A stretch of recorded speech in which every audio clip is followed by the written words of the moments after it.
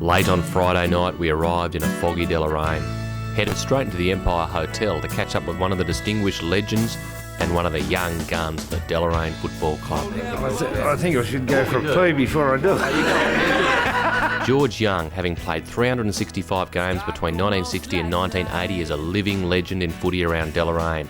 And Craig Lovell's played senior footy for the last 8 years, and this year he's coaching the reserves.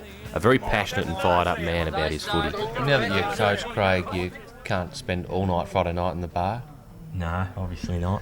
Never used to do that as a player either, mind you. But apart from back in the early days when you're playing in the under-18s, you used to come and give her a touch along of a Friday night. But the senior coaches that I've had in the past, Stephen Goulding and co, soon straighten that out of you. You either stay straight of a Friday night or you don't get a game. So, yeah, they've sorted that out pretty well. How tall are you, George? Just under 6 foot. I don't know what it is metric. What position did you play most of your footy in? I played in the ruck. Yeah. You must have had a big leap. Yeah, it got shorter. Yeah. Now, you told me a story that after a few years in the ruck, you came off a bit worse for wear. And tell us that story. What did your dad say to you? He told me I've got to learn to look after myself. And I thought, all right, I just think about these things, and old man's been around a while. So first up, best dressed, and get into them to start with. So you changed your approach? I did, yeah. Yeah, some of those old ruckmen, they can be fairly cruel. So you keep your knee tucked up and hope it lands in the right place.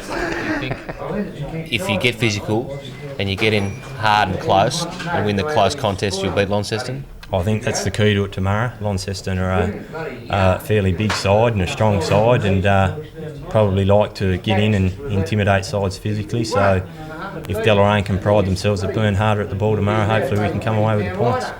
Deloraine's been rated as the hardest, toughest side in the NTFL at the moment. Has it always been that way? Oh, I suppose most rural communities are, they're not too delicate, you know. They'll mix her up a bit. You used to like mixing it up with Westbury, I believe. Oh yeah, Westbury was always the top side. They were always worth playing against. Great side they had, and it's a pity that they've ever folded. Yeah. But, So you had some big clashes there? Oh yeah, yeah. Any all-ins? All-ins, yeah, everything in. Boots and all, yeah. What do you love about footy? I love the mateship, the passion of the game, and at times I'll probably get a bit wrapped up in the passion of the game, and I'm a bit of a fiery character myself, but I love the mates I play with. I love the mates I've made out of the game from other sides. I always love a beer with the boys after the game, whether it be the opposition, and I believe what happens on the ground should stay there. The passion, mate. It's just a fantastic game, greatest game on earth. After the Empire, it was back to our classic accommodation at Arcuna. A quick game of snooker and then off to bed. But up bright and early the next morning and straight out of bed because I was very keen for my big day of footy at Deloraine.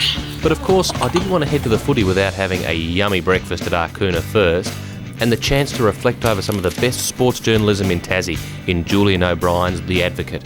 Then it was into our Pacific car rental van, that's 137271, and off to the streets of Deloraine. I crawl back to the start, the good things there are mine. So come out for Lucy now, come out now, baby. Come out for Lucy. Here we are in beautiful Deloraine, situated on the Meander River. Deloraine is famous for its sense of culture, hosting every year an annual drama festival, of which Football Life foreign correspondent John X has won 17 Best Actor awards out of 23 appearances, making him the Lisa McCune of Tasmanian entertainment. Deloraine is also famous for being one of the tidiest towns in Australia, having won the Tidy Towns Award in both 1996 and 1997. So let's find out if the town really is as tidy as people say. After leaving my little test, I decided to wait and see how long it would take a Deloraine person to pick up the rubbish and put it in the bin. the rolling, strolling lines. Brushes get painted in the shadow with the thudding fins echoing our moves are cruising kind of time. Midnight voices grinning with the sound of night quavers are swirling. Have you ever littered? My word, I have. Where? All over the place, but I'm very conscious of littering, so if I do litter, I'll often go back and pick it up again. That's how conscious we are of littering here in Deloraine. So sometimes you're a bit forgetful and you let it drop, but then your conscience gets the better of you? Oh yes, my word, that's the way we were brought up in this town. We are definitely a tidy town. What's a fair punishment for someone who litters? Oh, the stocks. The stocks, they're actually a set of stocks over on the Westbury Common. And we've got a bus here that goes over regularly and takes people over and puts them in the stocks. Oh, yeah. What's the worst thing to throw on the ground? Dog doos. If your dog does a do you pick it up? Oh, yes. Oh, yes. You'd be run out of town if you didn't. Excuse me. When you poo on the pavement, does your owner clean it up? What about doggy do? Do people pick up their doggy do? Not very often, no. Do you think they should? They should. I mean, everyone goes shopping. All they have to do is carry with them a sandwich bag and pick it up. They don't have to pick it up in their hands or anything, so there's no excuse really. They'd want to eat their sandwich first. Oh yes, definitely. I mean the shopping bags. The time had come to head down to the ground and find out exactly why, in The Advocate, the Deloraine Football Club have been rated as the toughest in the NTFL. No, I wouldn't say the hardest, but they've got a lot of young players that are hard at the ball and try hard, but I reckon Northern Bombers are the hardest because when they hit you, you know it when they hit you because they've got the skill to back it up as well.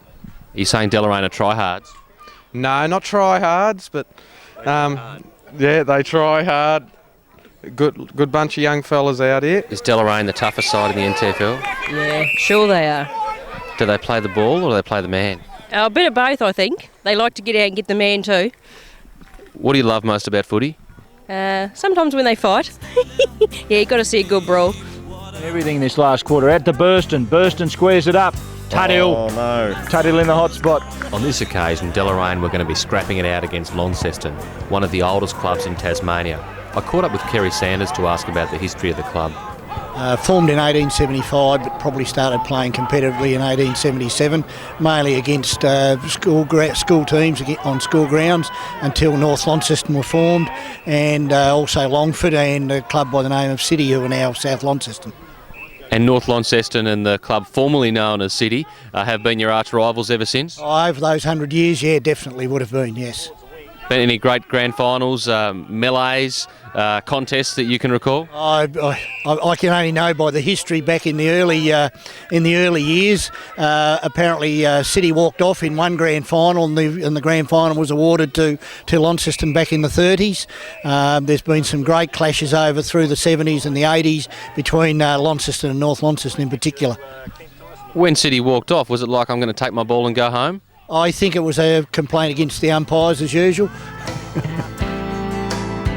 One of the most important contests in the NTFL is the Queen Quest, and representing Deloraine is Courtney Heffernan.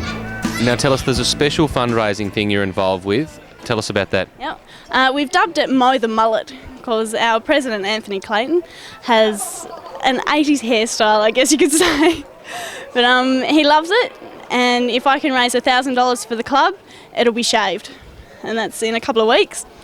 And last night it was proposed that if I raise $2,000, or if the guys can raise $2,000, then my hair goes. Are you going to do that? I hope not. This mob have got blokes out. We should be able to match them and run off. That's it. All right? After a tough first three quarters, Deloraine were a couple of goals down at the final break. And after a passionate speech, Jason Gibson set up this inspirational goal. Kent Tyson kept working tirelessly through the middle, and our mate Craig Lovell was still working hard for Deloraine. But there was one player who stood in Deloraine's way.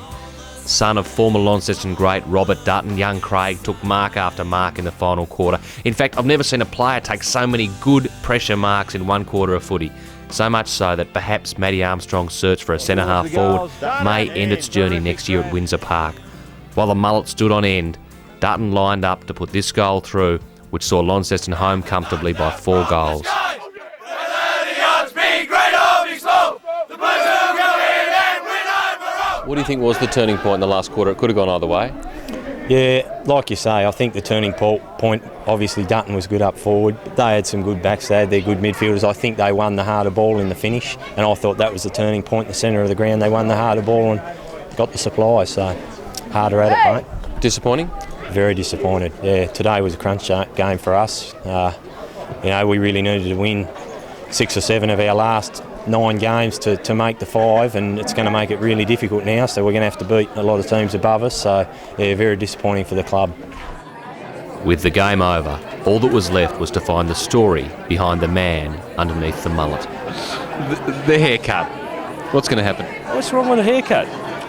Nothing wrong at all, but is it true that you're forming a sort of a band, an 80s band?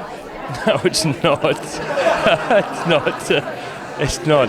Listen, the money, the hair is going if the club can raise $1,000, and the hair will go. But the Leicester folding stuff crosses me palm. No, it won't. No, it won't. Yeah. I don't know they'll cut this yet. You're a Now, I know you've all been thinking, where's the taste test? Why didn't he go into the canteen? Well, the reason is that we've been invited to the Empire Brasserie here in Deloraine to do a taste test. The produce, it's all locally Tasmanian grown and Tasmanian. Fantastic. You've got oysters, there's mussels, but I believe the specialty... mussels, the venison. Yep. It's there's a deer farm about 20 minutes from here at Mole Creek called Springfield. Yep. And that's where he grows it, and it comes in fresh whenever I want it. So it's great. The idea to make venison spring rolls, where did that come from? Well, obviously the guy that I buy it from came up with it, and they're just huge sellers. People just love them. Fantastic. This is a totally unique experience, Marie. Usually I'm having a sav at about this time, but today at the Empire Brasserie in Deloraine, I am going to do a taste test on the venison spring roll. Here we go.